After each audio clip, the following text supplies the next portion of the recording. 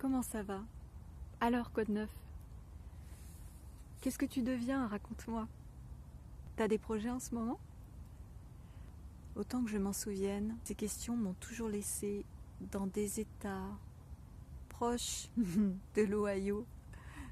Moi, errant dans un espèce de couloir transparent, me séparant de l'autre, mais juste en apparence, avec 1000 boutons multicolores tout autour, et ma tête essayant désespérément de trouver sur quel bouton appuyer pour établir la communication, enclencher quelque chose, faire disparaître la vitre et dire à l'autre « J'ai compris que tu voulais que je réponde. J'ai répondu comme tu voulais, je suis là, maintenant on peut passer à autre chose. Maintenant on peut passer à autre chose. »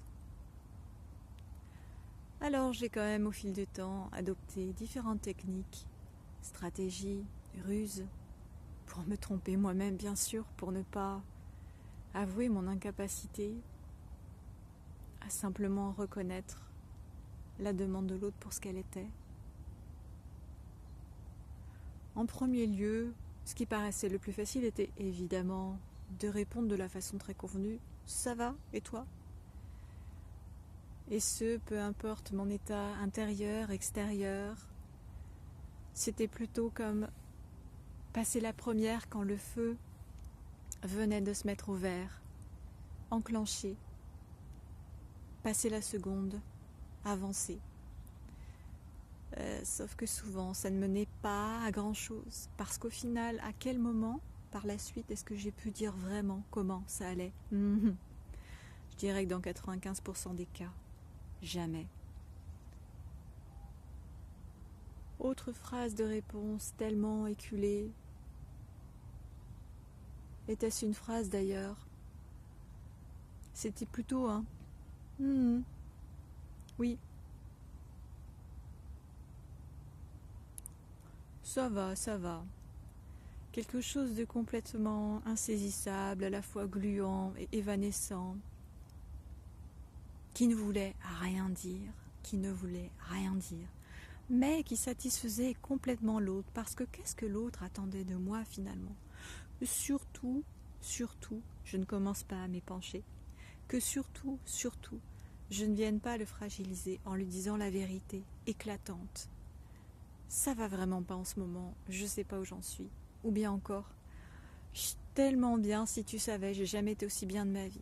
Parce que dans un cas comme dans l'autre, ça venait le ramener à ses fragilités les plus profondes que lui-même n'exprimait pas. Ou bien alors à son potentiel infini, sa joie pure, qu'il n'osait plus recontacter ou qu'il ne savait plus comment exprimer sans se sentir coupable, trop présent, trop joyeux, trop éclatant. J'aime le neutre, j'aime tellement le neutre, mais la neutralité ici, c'était pas vraiment la neutralité, c'était plutôt un accord tacite pour ne pas déborder,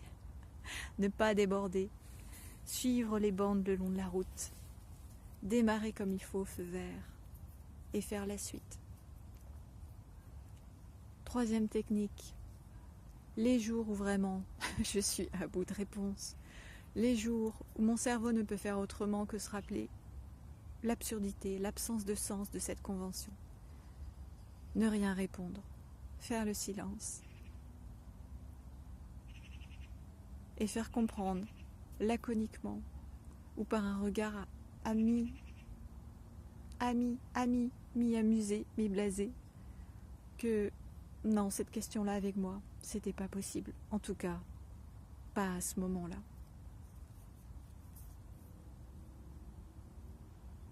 Malheureux celui qui se complaît à penser que ces phrases introductives du small talk sont une injure, sont une agression, sont une inquisition. Bien frustré et bien limité soient-ils ceux qui se sentent agressés ou délaissés dès qu'on leur pose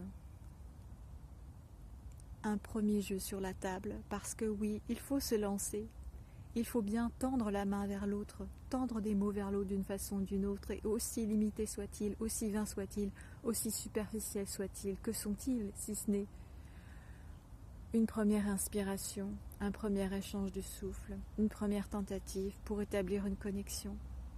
Qui est le plus maladroit des deux? Qui est le plus agressif? Celui qui ne sait pas répondre? Celui qui ne veut pas répondre? Celui qui provoque du fracas dans la tête de l'autre par son absence de réponse ou par sa question incomplète, futile. Tellement d'enfants blessés en dedans qui n'ont pas compris que leur réaction à cette question était juste un appel pour se rappeler toutes les fois où maman ne t'a pas demandé comment ça allait vraiment, toutes les fois où papa ne t'a pas regardé alors que tu te sentais si mal, toutes les fois où l'adulte autour de toi, le proche, l'autorité, le pouvoir, le poison, l'ascendant, l'ami, le voisin, n'a pas laissé la place pour que tu puisses dire vraiment: je veux être avec toi, voilà comment je me sens, qu'est-ce que je fais de ça? Ah. Et là, pauvre toi, tu retournes la question rituelle, l'ouverture du small talk. Tu rejoues la scène 1000 fois, 10 000 fois, toute ta vie, sans comprendre ce qui se joue en arrière-plan et ce que tu te dis. Quand est-ce qu'enfin je vais pouvoir dire la vérité? Quand est-ce qu'on va enfin s'intéresser à moi pour de vrai et pas juste passer à autre chose en faisant semblant que tout va bien ou que tout va pareil tous les jours? Comment ça va? Est-ce que tu t'es demandé seulement de toi-même à toi-même? Est-ce que tu as répondu déjà de toi-même à toi-même?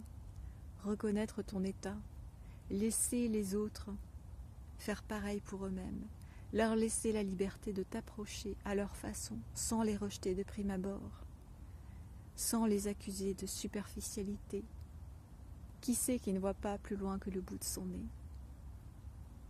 C'est celui qui cherche les bras du parent, des bras aimants.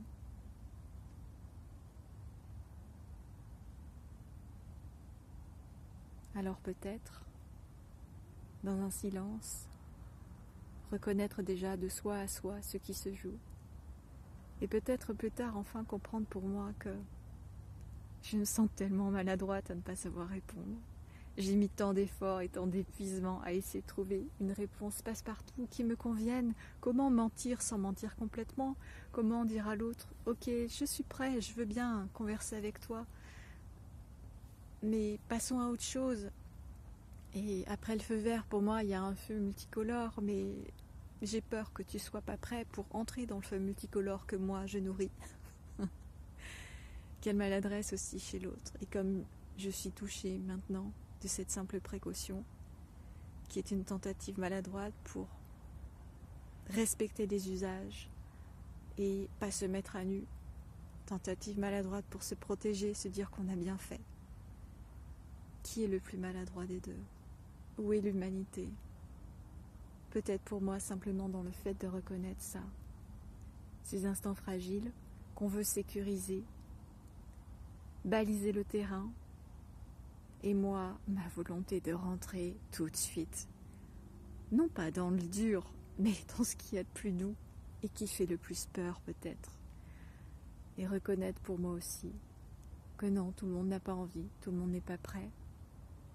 C'est pas le bon moment et c'est pas la bonne personne. Et que tout existe. Mais je ne t'en veux pas, non, avec tes questions. Je ne t'en veux pas. J'en voudrais presque plus à ceux que j'ai entendu parfois dire: je supporte pas ces questions. Je supporte pas, comment ça va? Qu'est-ce que c'est? C'est tellement idiot, ça veut rien dire. Ah, plus loin que le bout du nez, le bout du cœur peut-être. Sentir avec le bout du cœur et donner une chance à l'autre. Mais avant, se donner une chance à soi-même d'abord. D'abord s'aimer. D'abord s'aimer. s'aimer tout petit, parler tout petit, un small talk de soi à soi. D'abord, avant de demander à l'autre de réparer tout ce que je n'ai pas su faire par moi-même. Le dégager de cette responsabilité, mais lui faire la place pour s'intéresser à moi, peut-être peu à peu, progressivement, parce que qui sait. Toute rencontre, même furtive, porte un potentiel et déjà une grâce en soi. Ah, je suis sur ton chemin, et quel que soit ce qui arrive, je peux bien tout juger. Ça aurait été une nouvelle chance, une nouvelle expérience, une nouvelle occasion de voir plus loin que le bout de mon nez et peut-être de sentir à quoi ressemble le bout de mon cœur et le bout du tien.